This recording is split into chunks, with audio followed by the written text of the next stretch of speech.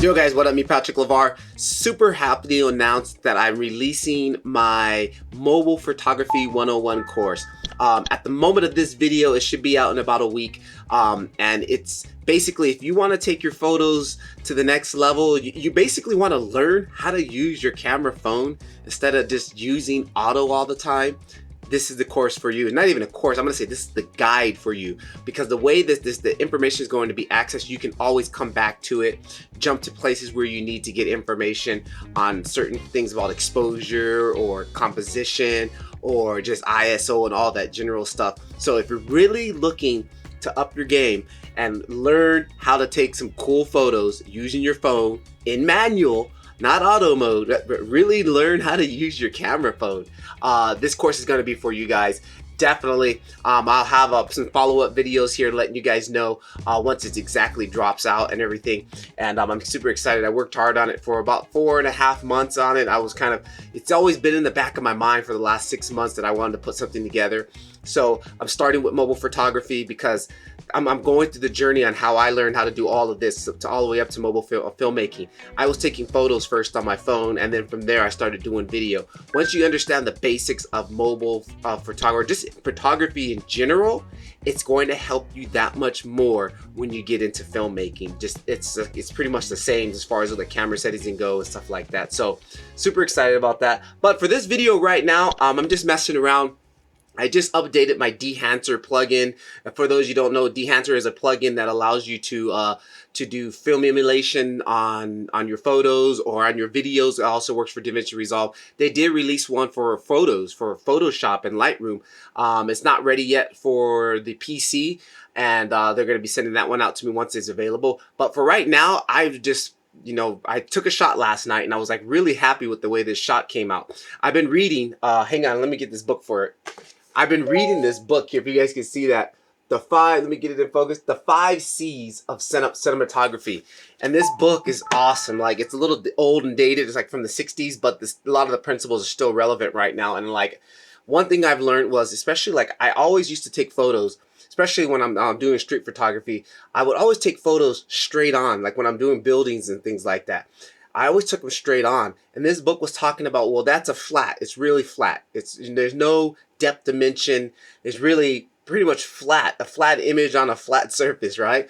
So the way to add a little bit of depth to especially when you're filming like buildings and things, is just to angle a little bit so you can see some more sides. So, I mean, for example, if I look at the camera dead straight here, this is pretty much flat. Am I focused there? Yeah, this is flat, right?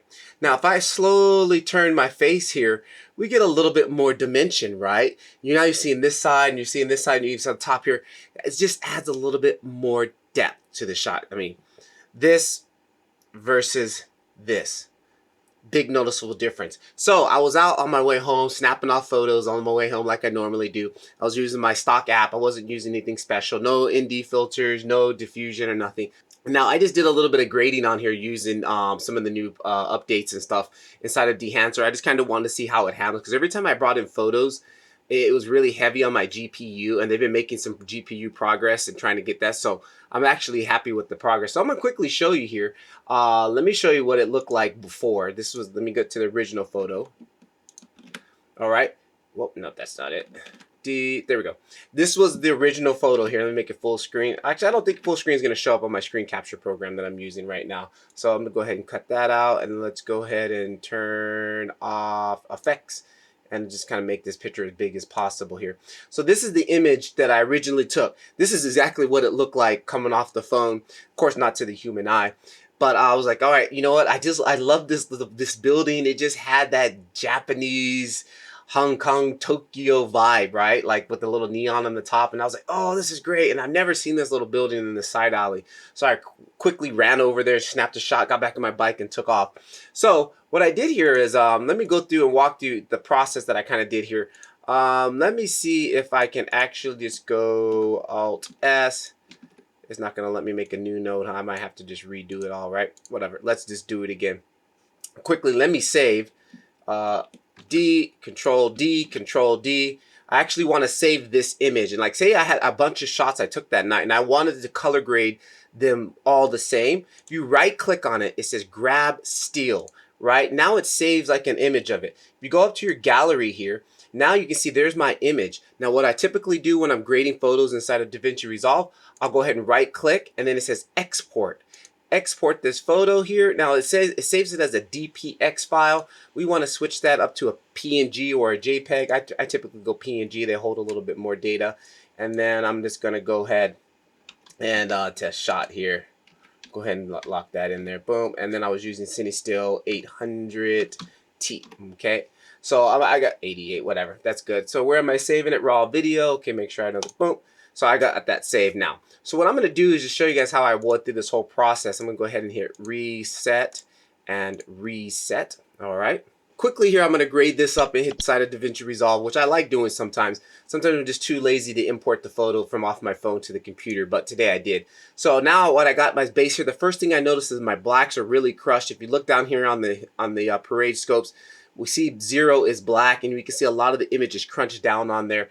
This wasn't a raw file. This was just a standard JPEG image. So I really can't pump it really hard as far as going on the grade. So I'm going to go over here to my wheels. Right now, my primary wheels, I want to just isolate just the dark. So what I'm going to do is press Alt-Z. That's going to switch me to my log wheels. And now what I'm going to do here, I'm going to go to my shadows, and I'm going to lift up my shadows. You can see what that's doing. If you lift them up too much, the shadows just start to turn white and you get no data. But from where they originally were crushed down here, especially here on the right side of the image, this lower right side, watch how much of the data, I can just creep back some of the data back there a little bit. Now you can kind of see some stuff is being made out here, this little white box here, and I can see just slightly ever so a little bit more data. So then from what I'm going to do is go press Alt-S, go back to my primary wheels, and then I'm going to take the gamma, which is kind of like the mid-range, and I'm going to pump up the mid-range a little bit and just kind of stretch up this, make it just a little bit brighter. And now you can even see we're getting a little bit more data here. And I'm going to go ahead and click RD just to see. Look at that. Look how much we brought back into more as far as highlight, especially here along the top by this light. Like you really can't make that out. And if you go here, now you can see there's panels here and stuff like that. Actually, this should have been the first node. I want to go ahead and delete that. There we go. So I just basically lifted up the darks, expanded the whole mid-range of it. I like my highlights where they were. Of course, here, like that was my main focus. I didn't want this to be all white, and so you couldn't read the detail. You could see a little bit of color in here. So again, I'm going to see how much data we have I'm going to go Alt-Z, switch over to my log wheels. This time I'm going to go to highlights, and then I can pull the highlights down. Notice everything here in the top where it says 100. That's our top. I'm going to pull that down, and we got a little bit more data here that I can kind of save. So like before it was clipped up here, and I'm just going to pull that down just like about right about there. Okay, now that just saved us a little bit of data inside of here. Nothing too big, but it's better. So I'm going to press Alt-Z, go back, and then my overall gain, now if I pull that down, you can see what it's doing there. Look, if I keep going and down, it gets darker and darker, right? But it's only really affecting the mids and the highlights. So I'm going to kind of leave it there because that's what I was kind of seeing in real life. So boom, that's kind of basically just setting my exposure. Then what I'll do as far as my color grade, these lights here tend to be a little bit more blue than what's showing up here in the photo. So I'm going to go ahead and tint these a little bit more towards the bluish color. Like that's what they were kind of looking like when I was really seeing this in real life. And then my tint, let's see if I just shift that over to the green, or we can go back to the magenta. Let me see, go far to the magenta. Nah, shift over to the green. Definitely wasn't looking like that. But I will add in a little bit of the green in here just to offset a little bit so much of the blue here, right? Okay. So boom, that's pretty much as I can get out of this. I might be able to squeak a little bit more out of the lift, which is the shadows, but it's the more I pull on the bottom, it starts to turn gray, right? And we start losing data. So I think I'm going to leave it there. That is about as best as we can get. Now the fun part begins. I press Alt-S, gives me a new node, and on this one, I'm going to go ahead and throw on my Dehancer plugin, right? And then boop, there we go. I love this plugin. It's fantastic. It's like really cool just to get that emulation of film, right? So I'm gonna open up my effects panel here, and it starts me off using Kodak Vision 250D, which is a daytime cinematic Kodak film stock they use in a lot of movies. But I already have a favorite that I like, and mine is, I'm gonna go shifting towards what I like, CineStill 800T, which is basically another film stock too. So what I'm gonna do on that, since it was at night, and typically if I was really shooting film, I would have been pushing my exposure to try to get more light. So you can see what it's actually doing. It's starting to shift my colors here a little bit. And then what I'm going to do is going to turn on analog range limiter, which is basically the top and the bottom, the lightest and the darkest. Typically, if this was real film, there would be a max range, and this is going to kind of put it in that max range here, and you can kind of see what it did.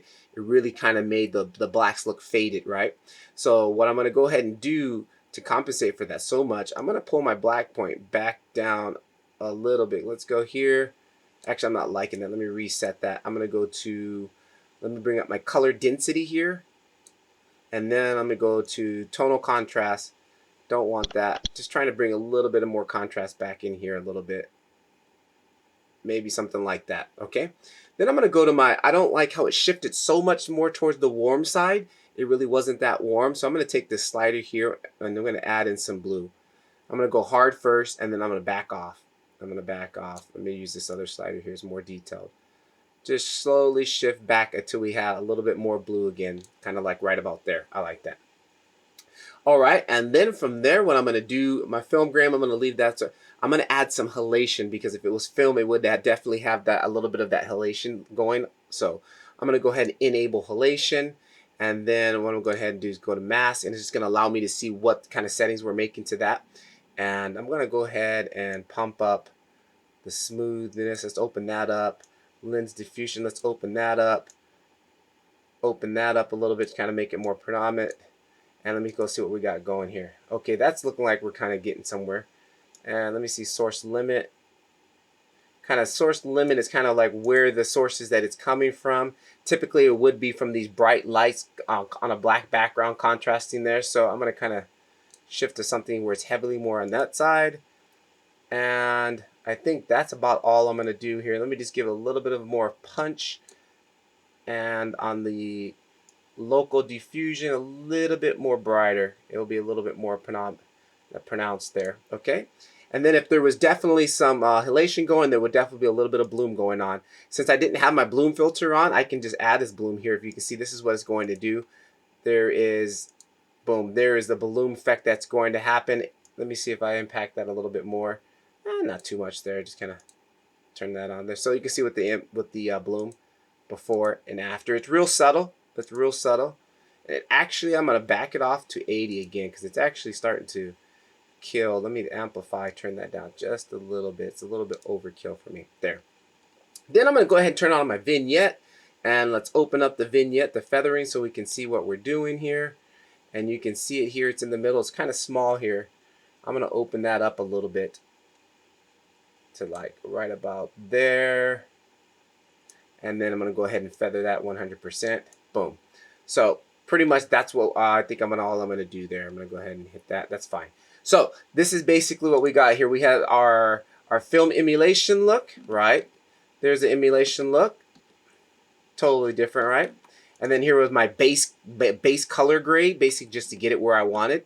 There it is, right? Actually, the base color grade is not bad. I actually kind of like it just like that too. And then here's the original, right? But I wanted to go for more of a filmic, cinematic look here. So there we go. There's my base, and then here's my grade, right?